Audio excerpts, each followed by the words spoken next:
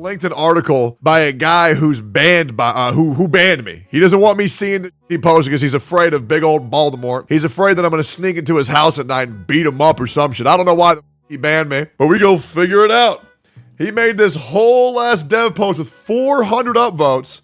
I have not seen this shit, but let's see how it goes. All right, a few big takeaways from Kuro's dev update. Yinlin's full banner revenue will be visible in the June report. We won't have to wait until July to see how well Yinlin did as far as sales. I don't know if this is a good or bad bet by Kuro. This could go really well or horribly wrong. So first of all, it really doesn't matter. Okay, the majority of revenue for banner sales are done within the first 3 days. This is not a huge, overwhelming factor. It really doesn't matter whatsoever. This will really not affect the sales charts by any overwhelming majority amount. I wouldn't really worry about that whatsoever. Kuro is actively trying to work around Hoyo's releases.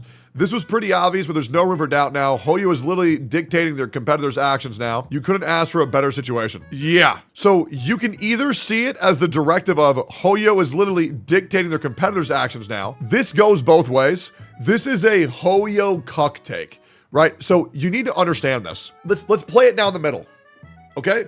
Hoyoverse quite literally chose to release their Zenless Zone Zero on the exact same date and upload cycle as Wuthering Waves. This is true. Wuthering Waves has quite literally decided to release one patch early in order to avoid that. This is a two-way street.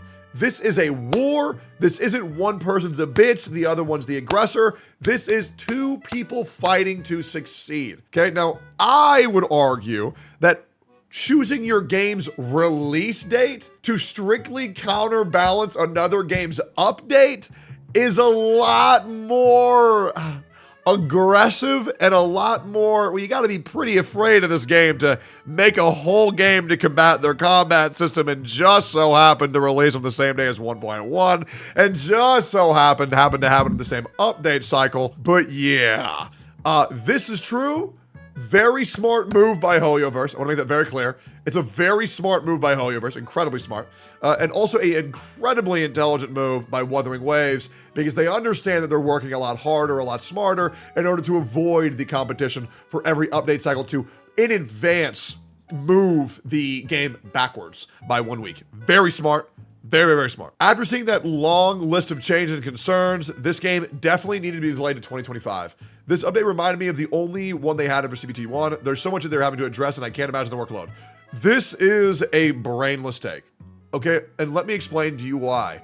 So what this guy is implying is, oh, if they just waited longer to release the game, then the game would have came out in a better state. Okay, so first of all, true. That's 100% true. Just like everybody who's a child believes that communism is great. Well, why doesn't everybody just get treated the same? And why doesn't everybody just get the same thing as everybody else? It really sounds great in theory. Communism sounds great in theory. But then when you actually think about the logistics of it, the corruption, the power struggles, you know, the evils that be, communism doesn't really work out that great now, does it? Okay, and it's the same thing for this. Yes, sure, they could have delayed longer and made the game be better when it's polished, but this was a very opportune time to launch. It was a very smart and well thought out time to launch, as well as they need a way to be able to cover the development costs of this game. And if they wait till later to release, well then how are they gonna have the money and the funding to actually make the change that need to happen?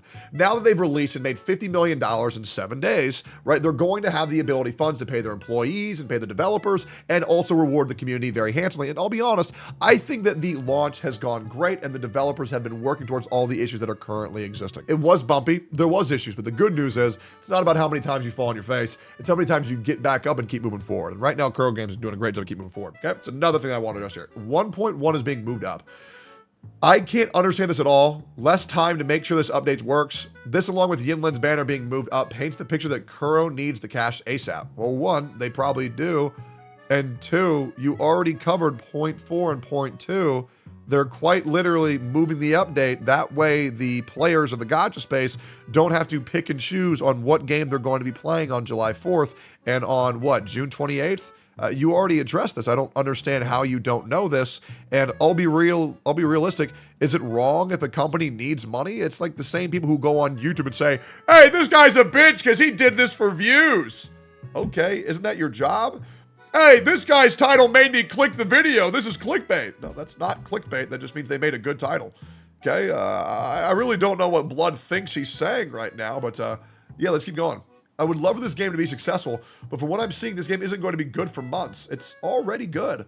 This is also assuming it's still around, unlike TOF, where you can just expect them to fuck up. Kuro is making moves that are completely unexpected. Who in the world predicted they would move up 1.1 instead of delaying? Me, by the way. I quite literally have said they need to move it up so that way they don't have competition until the Zone 0. And it's great because they made that decision. Instead of delaying, definitely not me and most likely not anyone else either. It's crazy how much these people agree with me and they don't even get it. And I really feel like I can help bring these lambs to light, but unfortunately they still haven't found the path to Jesus yet. And they're still wasting their time being dumbasses when they could just follow my Twitch and just be educated. It's great. Now, this post got 379 upvotes and 795 comments. Man. This is insane to me how brainless of a post this is with this many upvotes. This truly is a r/gotcha gaming moment where the biggest dumb fucks get the biggest upvotes on no matter what they post. Let's read the comments here real quick. Yin Lizard's Chlorine PvP next week. What's worse is that Firefly will be coming in clutch in the latter half of the month. I don't really think Chlorine, I mean, maybe I'm missing something.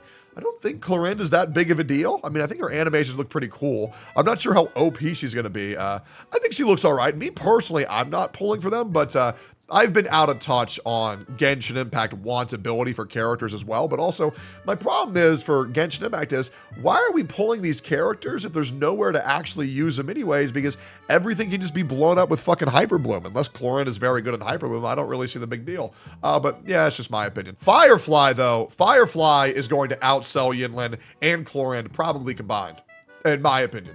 I think Firefly is about to set records. I would be shocked if Firefly did not set records. But that's also going to depend on how good 2.3 is going to be. But this character's been built up for about 4 patches now. Really heartbreaking moment. Community is very obsessed with her. She's also going to be OP.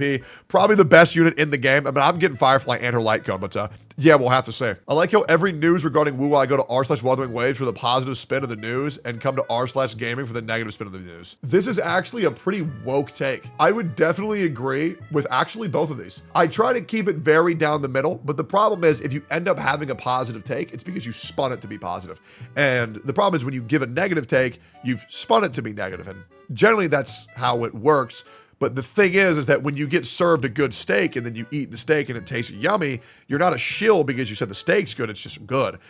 Now, the problem is that Gotcha Gaming 1,000,000% spends a negative agenda on fucking everything because, well, they spent so much goddamn money on Genshin Impact and they don't want to admit that they fucked up, unfortunately. There were some weirdly sane takes on Gotcha Reddit today. Oh, great.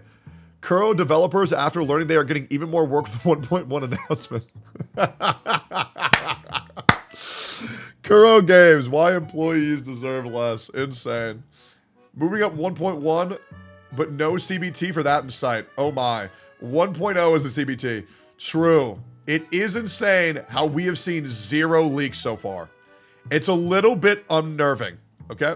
I think that as of now, the best time to release a Gotcha game is between November and January of the next year, considering that August to early November, new Genshin region, February to early midway, new HSR planet. Very likely from May to early August, there'll be X.0 patches for CCC. If they keep on releasing on those 2 months before the game's released, like HSR and Genshin. Hoyo actually needs one last game to fill November and early February to completely control the entire year. If Kuro waited in November or December to release their game, it would have launched in a much better way, right when Hoyo is at its weakest point in terms of release. But oh well, dwelling on that happens is useless. I hope Wuwa still succeed. No, because the good news is they were to establish that their combat is better before the attempt of Hoyoverse's game releasing the better combat game is out. So that way people get addicted to this combat, and that way Zone 0 feels worse. I think this guy was almost very close to being right, but yeah, not to mention, the longer you wait, the more unexpected game like Azure Pamelia can come out, as well as Project Mugen. So it's also getting away from the other further independent releases, like, you know, the things that, you know, Azure Pamelia, whatever company that is, they're announcing themselves as the first big premier non-Hoyo gacha game. I think it was actually a perfect time to actually launch. My opinion. I feel like there's 90% the same dev note we have for CBT2 and CBT1. And even last week where they just talked about all the issues and the problems to fix them. They mentioned getting feedback. They didn't like the exact same feedback in months. And even years ago, the same problems that persist. If this guy's saying that Kuro Games isn't fixing the issue, I mean, like, are we playing the same game here? No, probably not. I guess just saying he will fix something equals actually fixing something in front of the eyes of Kuro fans. Okay, so... What? Like, bro...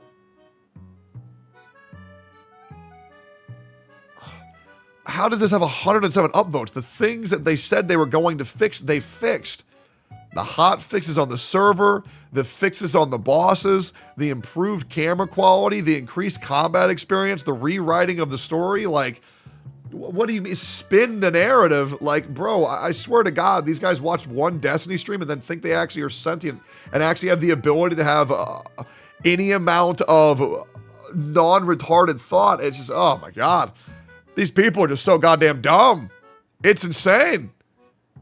Like once again, if they actually were saying, hey guys, we're gonna fix this, and then they do nothing, right? Sure, that'd be really bad. But when they say, oh, we fucked up on the weapon banner, we're going to individually compensate all of you. And then they've done that. They've taken the issues from launch, given us a free 5-star, and then worked on that with countless hotfixes. I swear to God, man, I truly don't know what game r/Gacha Gaming is playing, but it's certainly not this one. There are very abundant issues in this game, absolutely. But they're being worked towards, and I don't understand why people want to get so upset about it. And by that, I mean, I do 1,000,000% understand why. It's because they think Hu Tao is their girlfriend, and they think she's going to be upset that they're spending time playing another game. And so they want to discredit that other game. That way they don't feel like they're cheating. These people are sad, but that's okay. It really makes me happy how angry they get that I enjoy this game. Feels great.